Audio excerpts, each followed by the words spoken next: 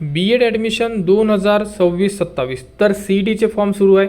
CETमध्ये तुम्हाला पार्ट 1 आणि पार्ट 2 असे कंबाईन 2 फॉर्म आपण या अगोदर व्हिडिओ दिलेला होता, परंतु भरपूर असे विद्यार्थी काही कन्फ्यूज आहे. तर त्यांच्यासाठी आपण पार्ट 1 आणि पार्ट 2 एकाच व्हिडिओमध्ये दोन्ही अपडेट तुम्हाला एकाच व्हिडिओमध्ये मिळणार आहे आता. त्यामुळे स्टार्टिंगपासून तर एंडिंगपर्यंत तुम्ही हा व्हिडिओ बघा. यामध्ये तुम्हाला संपूर्ण ज्या डिटेल्स आहे म्हणजे संपूर्ण फॉर्म म्हणू शकता तुम्ही की जो स्टार्टिंगपासून तर एंडिंगपर्यंत तुम्हाला आता कुठेही अडचण जाणार नाही आणि तुम्ही पूर्ण फॉर्म भरू शकता. तर CET एक्झामिनेशन पोर्टल 2026-27 ओपन झालेलं आहे. तरी CETचे फॉर्म विद्यार्थ्यांनी लवकरात लवकर भरा, कारण की आपल्याला फक्त 15 दिवसाचा जो टाईम पिरियड देण्यात आलेला आहे आणि त्यानंतर जर डेट एक्सटेंड झाली तर माहिती तुम्हाला वेळोवेळी आपल्या चॅनलवर देण्यात येणारच आहे. त्यामुळे आता आपल्याला भरायचा तो म्हणजे फॉर्म आणि संपूर्ण स्टार्टिंगपासून तर एंडिंगपर्यंत हा व्हिडिओ बघा आणि तुम्ही जर हा व्हिडिओ बघितला तर तुम्हाला कुठेही अडचण जाणार नाही. सर्वात प्रथम तुम्हाला CET सेलच्या साईडवर यायचं आहे. CET सेलच्या साईडवर कसे यायचे तर साईट तुम्हाला व्हिडिओच्या डिस्क्रिप्शनमध्ये देण्यात येणार. तिथून तुम्ही डायरेक्टली CETच्या साईडवर येऊ शकता. CETच्या साईडवर आल्यानंतर बघू शकता इथे तुम्हाला CET एक्झामिनेशन पोर्टल 2026-27चं ऑप्शन उपलब्ध करून दिलेलं आहे. तर तिथे तुम्हाला क्लिक करायचं आहे. इथे क्लिक केल्यानंतर अशा प्रकारे तुमच्यासमोर ऑप्शन येणार. तर यामध्ये आपल्याला न्यू रजिस्ट्रेशनवर जे ऑप्शन आहे तिथे क्लिक करायचं आहे. तुम्ही लास्ट इयरला रजिस्ट्रेशन केलेलं असेल तरीही तुम्हाला न्यू रजिस्ट्रेशन करायचं आहे, कारण की ही जी साईड आहे ही 2026-27ची असल्यामुळे संपूर्ण विद्यार्थ्यांना न्यू रजिस्ट्रेशन करावं लागेल. न्यू रजिस्ट्रेशनला क्लिक केल्यानंतर अशा प्रकारे रजिस्टरचा जो फॉर्म आहे हा ओपन होणार. इथे ईमेल ID टाका. इथे एक पासवर्ड सेट करा. पासवर्ड असा सेट करा की जो तुमच्या लक्षात राहणार आणि तुम्ही स्वतःचे नाव आणि @ वगैरे काही पण पासवर्ड ठेवू शकता. इथे तुम्हाला तुमच्या आधार कार्डनुसार नाव पाहिजे आहे. जसे तुमच्या आधार कार्डवर नाव आहे तसे नाव पाहिजे आहे. इथे तुम्ही रीड करू शकता की फुल नेम ॲज पर आधार. इथे तुमची जन्मतारीख टाका आणि त्यानंतर रजिस्टरला क्लिक करा. तर अशा प्रकारे संपूर्ण जी इन्फॉर्मेशन आहे ही व्यवस्थित टाका, कारण ईमेल ID व्यवस्थित असणं गरजेचं यासाठी आहे कारण की लगेच तुमच्या ईमेल IDवर एक लिंक सेंड करण्यात येणार आहे. तिथून तुम्हाला व्हेरीफाय करावं लागते. व्हेरीफाय केल्यानंतरच तुम्ही लॉग इन करू शकणार. संपूर्ण इन्फॉर्मेशन टाकल्यानंतर बघू शकता ईमेल व्हेरिफिकेशन. तर ईमेल तुम्हाला गेलेला आहे, तुम्ही चेक करा. त्यामध्ये तुम्हाला व्हेरीफायचं ऑप्शन असेल, व्हेरीफाय करा आणि जर तुम्ही व्हेरीफाय केला तर इथून तुम्ही क्लिक हिअर करा. म्हणजे लॉग इनचं पेज तुम्हाला परत येणार, म्हणजे आपण लॉग इन करणार. लॉग इनचं पेज आलेलं आहे. यामध्ये तुम्ही जो ईमेल ID टाकला तो ईमेल ID टाका. जो पासवर्ड तुम्ही सेट केलेला आहे स्वतः तो पासवर्ड टाका आणि त्यानंतर साइन इनला क्लिक करा. साइन इनला क्लिक केल्यानंतर आता करणार आपण पार्ट 1 रजिस्ट्रेशन. लॉग इन केल्याबरोबर तुम्हाला पहिलं ऑप्शन मागण्यात आलेलं आहे की तुम्हाला अपार ID पाहिजे आहे. तर तुम्हाला पहिलेच सांगतो, अपार ID काढलेली नसेल तर या व्हिडिओच्या डिस्क्रिप्शनमध्ये व या व्हिडिओच्या लिंकमध्ये सुद्धा अपार ID कसा काढायचा तो ID जनरेट करा. ID जनरेट केल्यानंतरच तुम्ही हा फॉर्म भरू शकता. त्यामुळे चेक करा की आपण आपला ID काढलेला आहे का. नसेल तर अगोदर पहिले तो ID जनरेट करा, म्हणजे अपार ID जनरेट करा. संपूर्ण अपडेटेड व्हिडिओ आपल्या चॅनलवर दिलेला आहे, तो व्हिडिओ बघा. या व्हिडिओच्या डिस्क्रिप्शनमध्ये सुद्धा आहे. त्यानंतर ID जनरेट झाल्यानंतर तुम्ही प्रोसीड डिजिलॉकरला क्लिक केल्यानंतर आपण समोरची जी प्रोसेस आहे करणार. प्रोसीडला क्लिक केल्यानंतर तुम्हाला इथे तुमचा आधार कार्ड नंबर मागण्यात येणार. तुमचा आधार कार्ड नंबर टाका आणि त्यानंतर नेक्स्ट करा. नेक्स्ट केल्यानंतर तुमच्या जोही आधार कार्डला मोबाईल नंबर लिंक असेल त्यावरती एक OTP येणार. तो OTP इथे इन्सर्ट करून आपल्याला सबमिट करायचा आहे. सबमिट केल्यानंतर तुम्ही जेव्हाही अपार ID काढलेला असेल तेव्हा तुम्ही एक पिन सेट केलेला असेल 6 अंकाचा. आपण जोही आपला व्हिडिओ आहे अपार IDचा त्यामध्ये संपूर्ण डिटेल्स सांगितलेले आहे की तुम्हाला एक पिन सेट करायचा आणि तोच पिन तुम्हाला CETच्या फॉर्ममध्ये मागणार आहे. तर तो पिन 6 अंकाचा पिन तुम्हाला इथे इन्सर्ट करायचा आणि डन करायचा आहे. डन केल्यानंतर यामधून तुम्हाला परमिशन मागण्यात येणार. तर यामध्ये तुम्हाला 2 परमिशन द्यायचे आहेत, ते म्हणजे अपार ID आणि आधार कार्ड, कारण दोन्ही इन्फॉर्मेशन तुमची डिजिलॉकरवरून घेण्यात येणार आहे. त्यामुळे तर इथे 2 चेकबॉक्स दिलेले आहे, आधार कार्ड आणि अपार ID. या 2 ऑप्शनला क्लिक करा आणि अलाव करा. अलाव केल्यानंतर डिजिलॉकरमधून तुमची अशा प्रकारे इन्फॉर्मेशन घेतल्या जाणार. इन्फॉर्मेशन घेतल्यानंतर तुमच्यासमोर अशा प्रकारे डॉक्युमेंट शेअर सक्सेसफुली आणि अशा प्रकारे ऑप्शन येणार. इन्फॉर्मेशन घेतल्याबरोबर तुमच्यासमोर युजर इन्फो म्हणजे तुमचा जोही फॉर्म आहे हा सुरू होऊन जाणार. यामध्ये तुमचे आधार कार्डनुसार नाव अशा प्रकारे संपूर्ण माहिती येऊन जाणार. तर बघू शकता इथून तुम्ही तुमची जी अपार ID आहे ही चेक करू शकता. त्यानंतर तुम्ही जो अपार ID नंबर काढलेला तो नंबर इथे इन्सर्ट करा. इथे तुमचा मोबाईल नंबर टाका. त्यानंतर इथे तुम्हाला तुमचे नाव इन्सर्ट करायचे. नाव कसे तर बघू शकता 10वी किंवा 12वीच्या मार्कशीटवर जसे तुमचे नाव आहे तसे यामध्ये इन्सर्ट करायला सांगण्यात आलेले आहे. इथे वडिलाचे नाव इन्सर्ट करा, इथे आईचे नाव इन्सर्ट करा, इथे जेंडर मेल आहे फिमेल आहे या प्रकारे तुम्ही संपूर्ण माहिती इन्सर्ट करून घ्या. आणि जे नाव आहे तुमचे हे 10वीच्या किंवा 12वीच्या मार्कशीटनुसार तुम्ही यामध्ये इन्सर्ट करा असे सांगण्यात आलेले आहे. जेंडर सिलेक्ट झाल्यानंतर तुम्हाला रिलिजन विचारण्यात आलेला आहे, हिंदू मुस्लिम जेही असेल. रिजन तुम्ही अर्बन म्हणजे शहरात राहता की रुरल म्हणजे ग्रामीणमध्ये राहता. मदर टंग हिंदी मराठी जेही असेल इन्सर्ट करा. Nationality India. Annual income insert करा. मॅरिड आहे अनमॅरिड आहे हे सुद्धा तुम्हाला यामध्ये इन्सर्ट करायचं आहे. इन्कम जेही असेल तुमच्या फादरचे ते इन्कम यामध्ये इन्सर्ट करा. त्यानंतर तुम्हाला टाकायचा परमनंट ॲड्रेस. तर तुमचा जोही परमनंट ॲड्रेस आहे तो ॲड्रेस तुम्हाला इथे इन्सर्ट करायचा आहे. वरची माहिती भरलेली आहे ती व्यवस्थित आहे नाही आहे तुम्ही एकदा परत चेक करून घ्या. यामध्ये जोही ॲड्रेस असेल तो ॲड्रेस तुम्ही इन्सर्ट करा.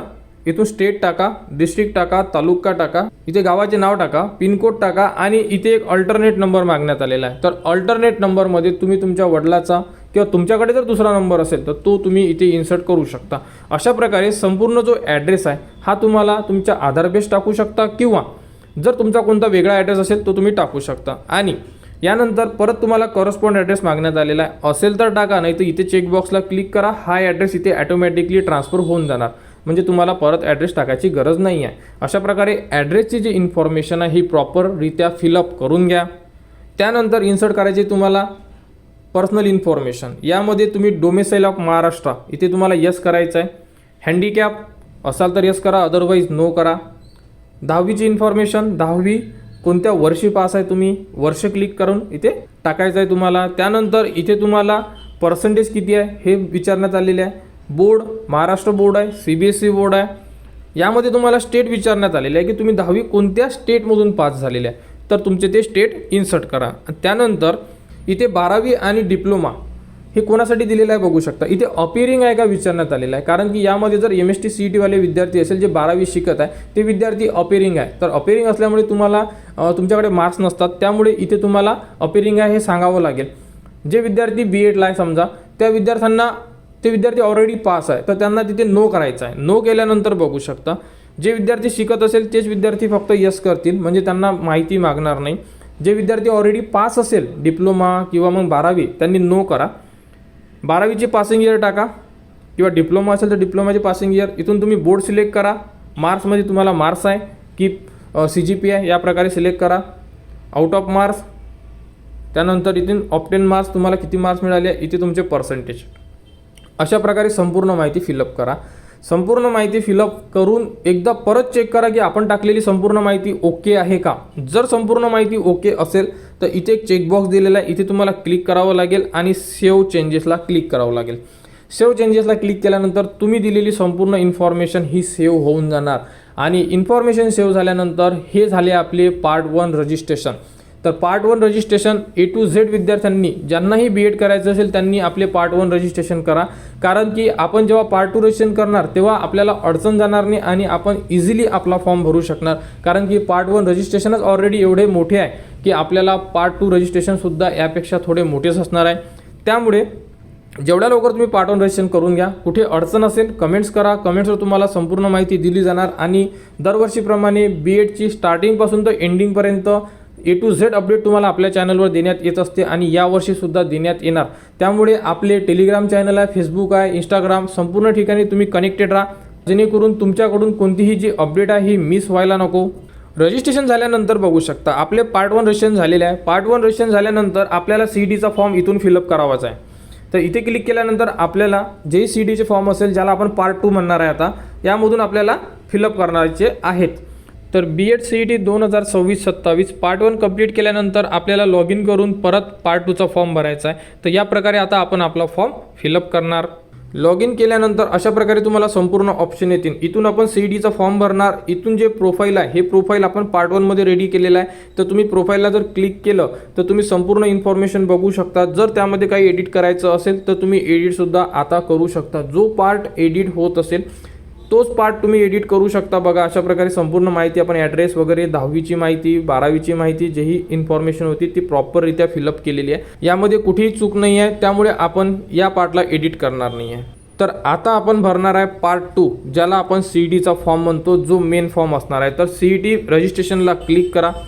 क्लिक केल्यानंतर यामध्ये जेवढे CET सुरू झालेले आहे संपूर्ण तुम्हाला दिसत आहे. तर आपली जी CET आहे ती आहे B.Ed general and special and B.Ed ELCT CET 2026.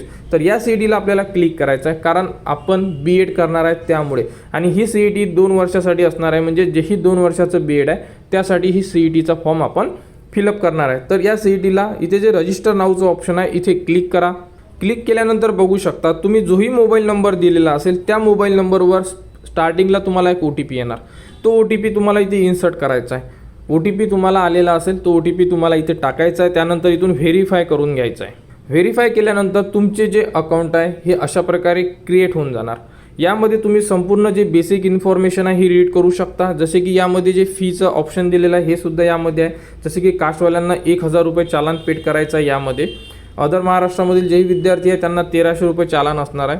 यामध्ये संपूर्ण बेसिक इन्फॉर्मेशन दिलेली आहे. तुम्ही संपूर्ण माहिती रीड करू शकता, कारण तुम्हाला यामध्ये जे मोबाईल नंबर ईमेल ID दिलेला आहे तुम्ही त्यामध्ये जोही आपण एक फॉर्म फिलअप केलेला आहे ज्याला पार्ट 1 म्हणतो आपण, तो फॉर्म व्यवस्थित आहे का एकदा चेक करा. याबद्दलची सुद्धा माहिती यामध्ये दिलेली आहे. तर जेही विद्यार्थी B.Ed करणार आहे त्यांनी प्रॉपररित्या आता आपला फॉर्म सुरू होणार आहे. या प्रकारे तुम्हाला तुमचा फॉर्म भरायचा आहे.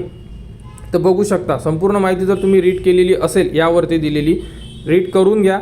रीड केल्यानंतर तुम्हाला इथे एक चेकबॉक्स दिलेला आहे. या चेकबॉक्सला क्लिक करायचं आहे. चेकबॉक्सला क्लिक केल्यानंतर प्रोसीड टू कंप्लीट अप्लिकेशनला क्लिक करा.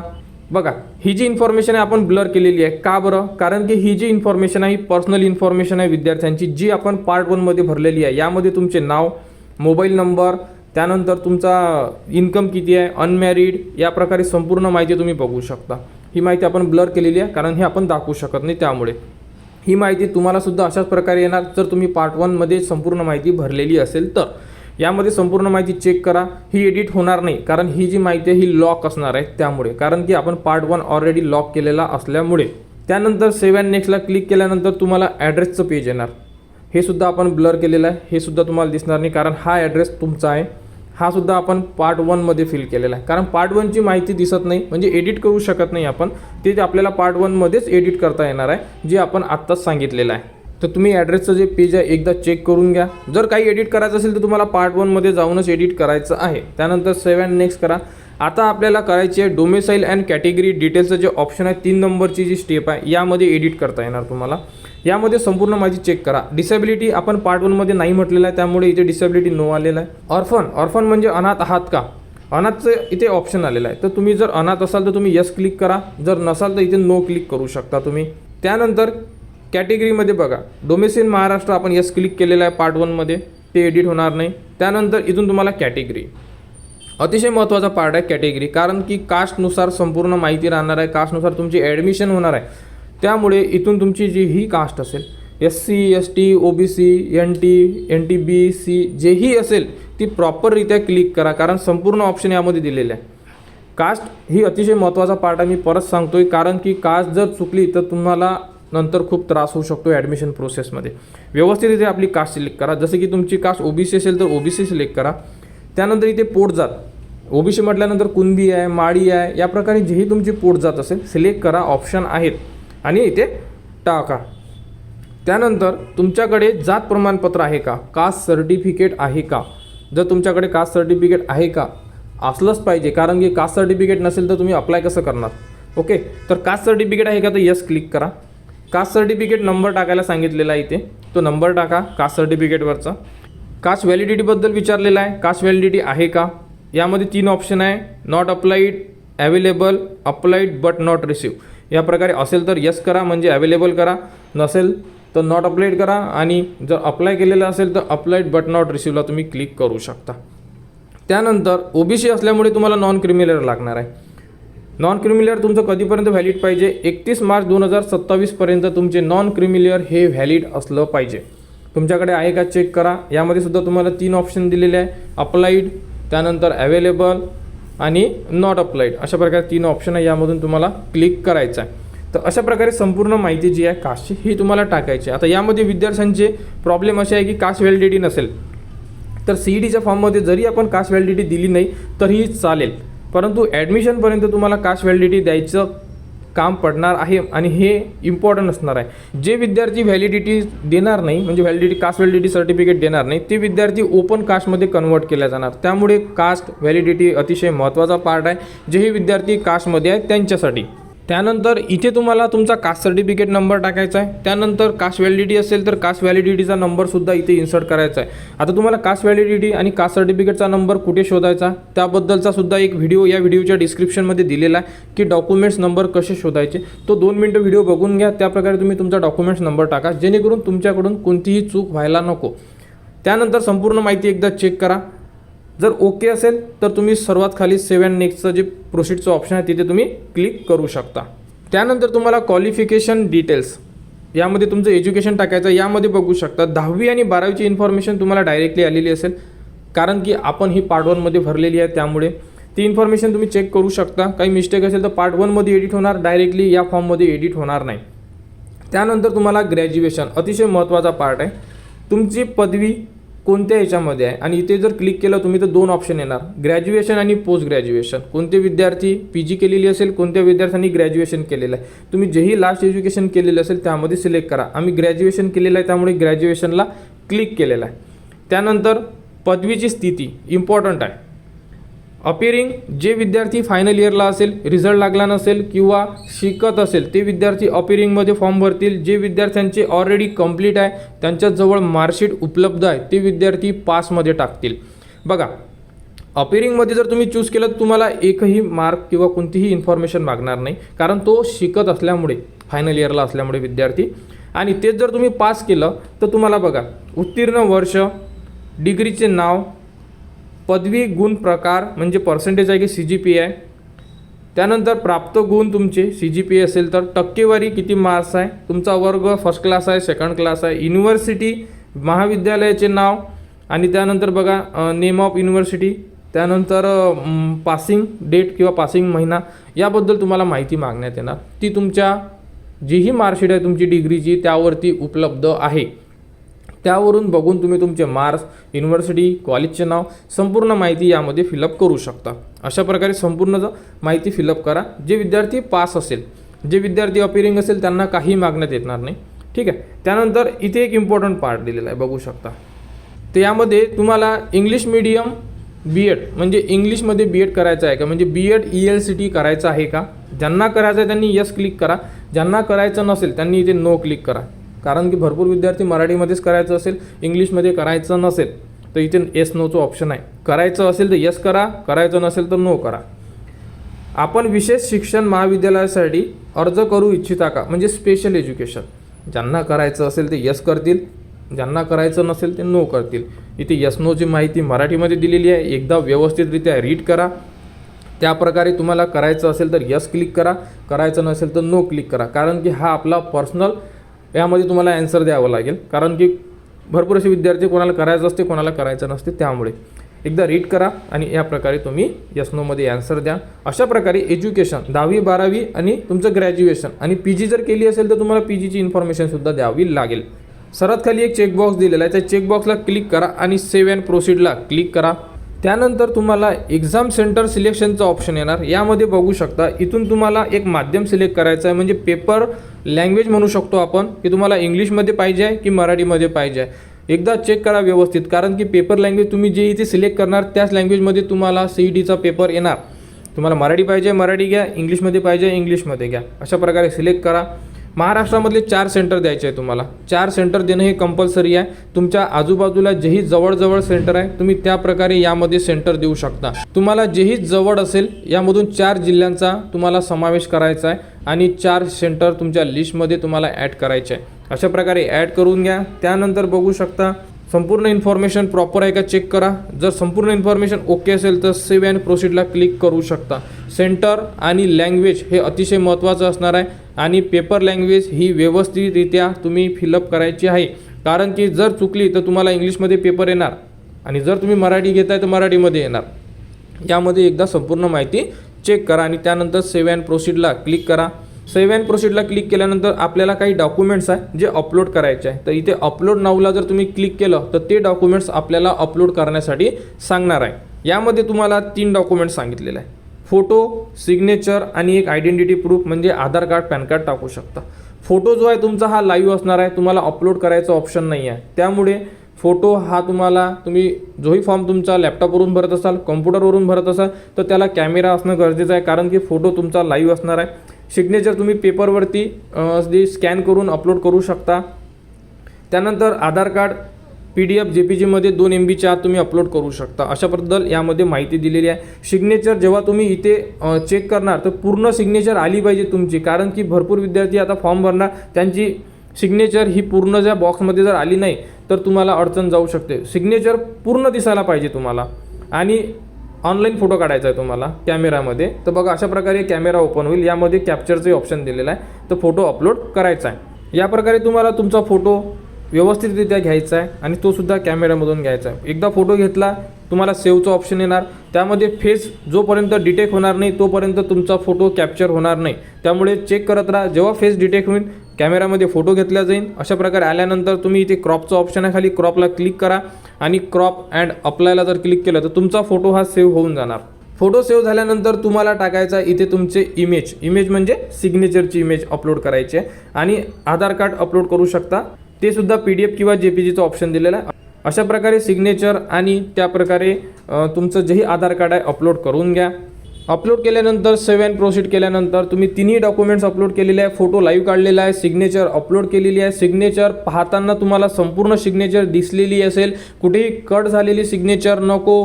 व्यवस्थित संपूर्ण सिग्नेचर तुमची त्या फॉर्मवर यायला पाहिजे. त्यानंतर तुम्ही आधार कार्ड अपलोड केलेलं असेल किंवा पॅन कार्ड हे सुद्धा व्यवस्थित असणं गरजेचं आहे. सेव्ह अँड प्रोसीडला क्लिक केल्यानंतर तुमचा संपूर्ण फॉर्म तुम्ही बघू शकता.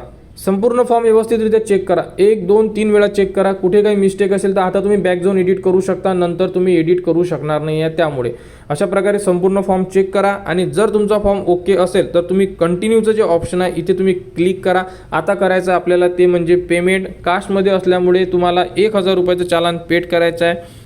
बघू शकता इथे पेमेंटचं ऑप्शन आलेलं आहे. तुम्हाला इथे यस क्लिक केल्यानंतर बघू शकता इथे यस क्लिक केल्यानंतर तुम्हाला असे 1000 रुपयाचं चालान पेड करण्यासाठी ऑप्शन आलेले आहे. इथे आपल्याला चेकबॉक्सला क्लिक करा आणि प्रोसीड टू पेमेंटला जर क्लिक केले तर आपल्यासमोर एक बारकोड येणार. त्या बारकोडवर आपल्याला आपले पेमेंट करता येणार आहे. यामध्ये फोनपे, जीपेवरून तुम्ही पेमेंट करू शकता. तर अशा प्रकारे तुम्ही तुमचे पार्ट 2 चे रजिस्ट्रेशन करू शकता. पेमेंट केल्यानंतर तुम्ही फॉर्मची प्रिंट काढून ठेवा आणि प्रिंट काढल्यानंतर प्रिंट सेव्हसुद्धा करू शकता PDF मध्ये. तर या प्रकारे तुम्ही तुमचे CET रजिस्ट्रेशन करू शकता. तर ज्याही विद्यार्थ्यांना B.Ed करायचं असेल या प्रकारे आपले फॉर्म भरा आणि कोणाला कुठेही अडचण असेल तुम्ही कमेंट्स करू शकता. कमेंट्सवर तुम्हाला माहिती दिली जाणार आणि B.Ed ॲडमिशनबद्दल जेही आता पुढील अपडेट असेल ती तुम्हाला स्टेप बाय स्टेप आपल्या चॅनलवर उपलब्ध करून देण्यात येणार आहे. त्यासाठी आपल्या चॅनलच्या कनेक्टमध्ये राहा, चॅनलला सबस्क्राईब करा व हा व्हिडिओ इतरांपर्यंत शेअर करा.